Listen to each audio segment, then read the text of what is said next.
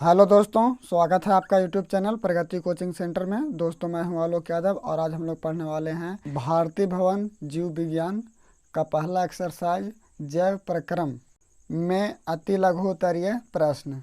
तो सबसे पहला क्वेश्चन है आपका दोस्तों, जैव प्रक्रम किसे कहते हैं? तो इसका आंसर हो जाएगा वैसी क्रियाएं जिसके द्वारा जीवों का अनुरक्षण होता है उसे जैव प्रक्रम कहते हैं। दूसरा क्वेश्चन है दोस्तों, बहुकोशिकीय जीवों में ऑक्सीजन की आवश्यकता विसरण द्वारा क्यों नहीं हो पाती है? तो इसका आंसर हो जाएगा बहुकोशिकीय जीवों में ऑक्सीजन की आवश्यकता होती है जो विसरण द्वारा पूरा नहीं हो सकता है। मतलब बहुकोशिकीय जीवों में हम लोग को ऑक्सीजन का आवश्यकता होता है लेकिन वो विसरण द्वारा पूरा नहीं हो पाता है। तीसरा क्वेश्चन है दोस्तों कि जीवों में पोषण की प्रमुख विधियां कौन कौन सी हैं?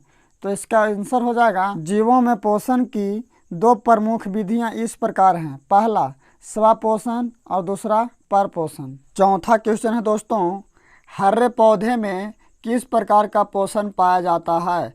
तो इसका आंसर हो जाएगा हरे पौधे में स्वपोषण पाया जाता है। मतलब जो पौधे होते हैं वह अपना भोजन खुद बनाते हैं पत्तियों द्वारा, उन लोग को कहीं जाने की ज़रूरत नहीं होता है। और जो मनुष्य होता है उसको भोजन के लिए कहीं न कहीं जाना होता है, कुछ न कुछ करना होता है, लाना होता है, उसके बाद भोजन बनता है, खड़े खड़े नहीं बन पाता है। तो मनुष्य हम लोग का हो गया परपोषण और पौधे ये सब हो गया स्वपोषण। पाँचवा क्वेश्चन है, जंतुओं में पोषण की कौन सी विधि पाई जाती है? जंतु हो जाए, मनुष्य हो जाए या पंछी हो जाए, ये सब के सब हम लोग परपोषण में आ जाते हैं, ठीक है ना। तो यहाँ पर लिख दीजिए कि जंतुओं में परपोषण पाया जाता है। छठा क्वेश्चन है आपका, 3 प्रकार की परपोषण विधियों के नाम लिखें। तो इसका आंसर लिख दीजिए 3 प्रकार के परपोषण इस प्रकार हैं, पहला परजीवी पोषण, दूसरा मृतजीवी पोषण और तीसरा प्राणी संपोषी पोषण। तो आपका परजीवी पोषण हो जाएगा जो किसी और जानवर के शरीर में जा कर के वो अपना भोजन प्राप्त करते हैं। जैसे देखिए हम लोग का बाल में जू होता है यानी कि ढील होता है, तो वो सब परजीवी पोषण कहलाता है। अमृतजीवी वैसे जंतु जो मृत जंतु के शरीर को मतलब अपना खा करके और वो लोग अपना अपना भोजन प्राप्त करते हैं, उसको उसको हम लोग मृतजीवी पोषण कहते हैं। और तीसरा हो जाएगा आप लोग को प्राणी संपोषी पोषण, यानी जैसे मनुष्य हो गया, मेढक हो गया, ये सब जो हो गया ना, ये कहीं ना कहीं जा करके अपना भोजन तलाशते हैं, तलाशने के बाद खाते हैं, तो वो सब आ जाएंगे प्राणी संपोषण में। 7वां क्वेश्चन है दोस्तों, संपूर्ण प्रकाश संश्लेषण की प्रक्रिया का रासायनिक समीकरण लिखें। तो इसका आंसर में लिख दीजिए जो आप लोग को प्रकाश संश्लेषण होता है संपूर्ण, उसका एक रासायनिक समीकरण लिखना है।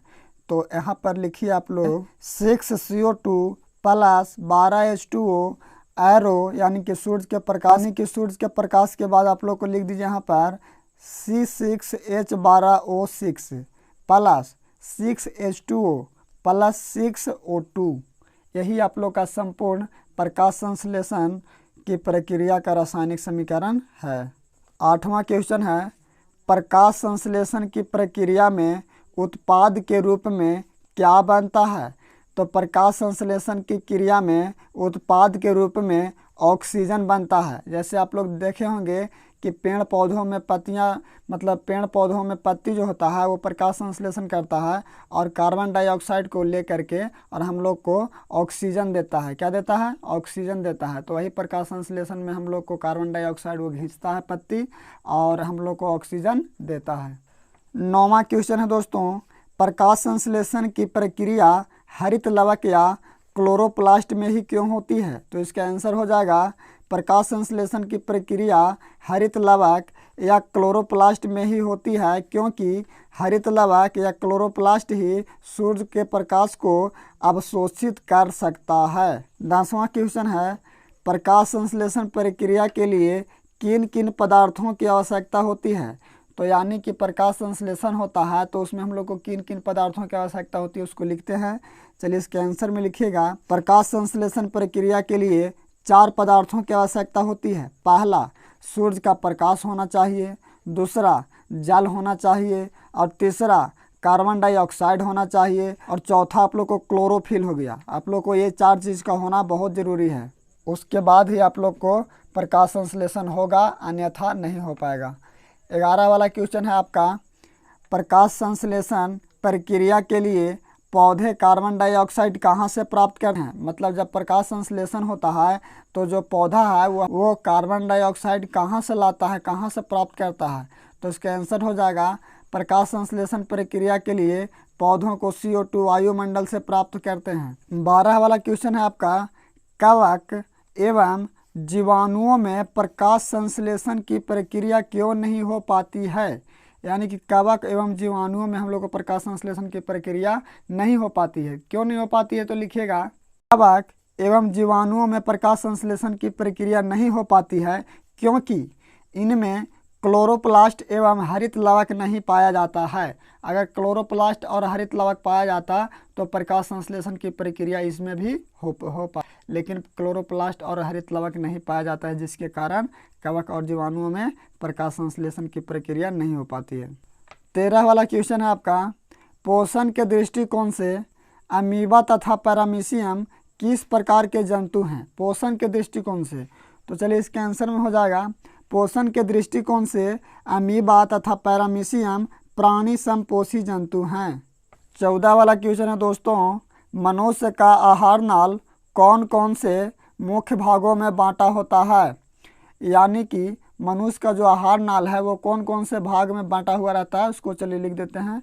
इसका आंसर में हो जाएगा, मनुष्य के आहार नाल निम्नलिखित मुख्य भागों में बांटा होता है। पहला मुख गुहा, दूसरा ग्रसनी, तीसरा ग्रासनली, चौथा अमाशय, पांचवा छोटी आंत, छठा बड़ी आंत, और सातवां आप लोग को यकृत हो गया।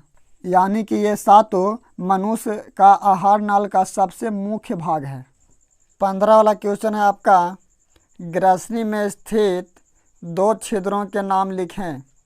तो इसका आंसर हो जाएगा, ग्रसनी में स्थित 2 छिद्रों के नाम इस प्रकार हैं। पहला निगल द्वार, दूसरा कंठ द्वार। निगल द्वार क्या कार्य करता है कि वो हमारे भोजन को आहार नाल के पास पहुंचाता है, और कंठ द्वार क्या काम करता है कि हम जो सांस लेते हैं उसको फेफड़ा तक पहुंचाता है। अगर भोजन करने के दौरान मतलब कंठ द्वार में भोजन ना चला जाए, इसके लिए एपिग्लोटिक्स मौजूद रहता है, जो मतलब कंठ द्वार को बंद कर देता है, जिससे निगल द्वार में भोजन आसानी से चला जाता है। अगला वाला क्वेश्चन आपका हो गया, मनुष्य में पाचन आहार नाल के किस भाग से शुरू होता है। तो इसका आंसर हो जाएगा, मनुष्य में पाचन आहार नाल के मुख गुहा से शुरू होता है। जो हम लोग खाना खाते हैं और जहाँ पर दांत और जीभ अवस्थित रहता है उसी को हम लोग मुख गुहा कहेंगे, और मुख गुहा से ही हम लोग का पाचन स्टार्ट हो जाता है। जैसे चबाते हैं तो पसीन कर रहा धीरे धीरे। 17 वाला क्वेश्चन है दोस्तों, मनुष्य के आहार नाल के किस भाग में पचे हुए भोजन का अवशोषण होता है। तो इसका आंसर हो जाएगा, मनुष्य के आहार नाल के छोटी आंत में पचे हुए भोजन का अवशोषण होता है। जब हमारा भोजन पूरी तरह से पच जाता है तो कुछ पदार्थ मतलब बचता है, तो वो जा कर के छोटी आंत में अवशोषित हो जाता है। 18 वाला क्वेश्चन है, क्लोरोफिल वर्णक कहाँ पाया जाता है। तो इसका आंसर हो जाएगा, क्लोरोफिल वर्णक क्लोरोप्लास्ट में पाया जाता है। 20वां क्वेश्चन है दोस्तों, मृत जीवी को क्या कहा जाता है। तो इसका उत्तर हो जाएगा, मृत जीवी को अपघटक कहा जाता है। और 21 वाला क्वेश्चन देखिए, जिस जीव के शरीर से परजीवी अपना भोजन प्राप्त करते हैं वे क्या कहलाते हैं। तो इसका आंसर हो जाएगा, जिस जीव के शरीर से परजीवी अपना भोजन प्राप्त करते हैं वे परपोषी कहलाते हैं। यहाँ पर देखिए आप लोग को अंतर पता चल जाएगा कि परजीवी क्या होता है और परपोषी क्या होता है। जैसे जिसको से भोजन प्राप्त किया जाए वो हो गया परपोषी, और जो प्राप्त कर रहा है भोजन वो हो गया परजीवी। जैसे आप लोग मनुष्य के जो बाल होता है वहाँ पर ही आप लोग को जू मिल जाएगा देखने को, यानी कि ढील मिल जाएगा। जो आप लोग का ढील हो गया तो ढील हो गया आप लोग का परजीवी, और जिसको से प्राप्त कर रहा है यानी कि मनुष्य से प्राप्त कर रहा है भोजन तो मनुष्य हो गया परपोषी। 22वां क्वेश्चन है दोस्तों, गोबर छत्ता में किस प्रकार का पोषण होता है। तो इसका आंसर हो जाएगा, गोबर छत्ता में परपोषण होता है। और 23वां क्वेश्चन देखिए, पत्तियों का कौन सा अंग कार्बन डाइऑक्साइड युक्त वायु का प्रवेश द्वार है? उसका आंसर हो जाएगा कार्बन डाइऑक्साइड वायु का प्रवेश द्वार रंध्र होता है, जिसको हम लोग इंग्लिश में स्टोमाटा भी कहते हैं। 24वां क्वेश्चन आपका हो गया, पोषण की दृष्टि से जंतुओं को क्या कहा जाता है? तो इसका उत्तर हो जाएगा पोषण की दृष्टि से जंतुओं को परपोषी कहा जाता है। जैसे जंतु हो गया तो अपना भोजन तो खुद बनाएगा नहीं, वो ना कोई पदार्थ पर आश्रित रहेगा या कोई ना कोई जीव जंतु पर या फिर पेड़ पौधे पर आश्रित रहता है जंतु। हम लोग मनुष्य भी हैं तो हम लोग क्या करते हैं कि धान या गेहूँ उपजाते हैं, उसके बाद हम लोग उसको कुटा करके उसके बाद भोजन के रूप में खाते हैं। यानी कि हम लोग भोजन अपना शरीर से प्राप्त नहीं कर सकते हैं, किसी न किसी वस्तु पर आश्रित रहते हैं। तो जंतु हो गया क्या आप लोग का परपोषी। तो 25 में देखिए, अमीबा के भोजन का पाचन कहाँ होता है?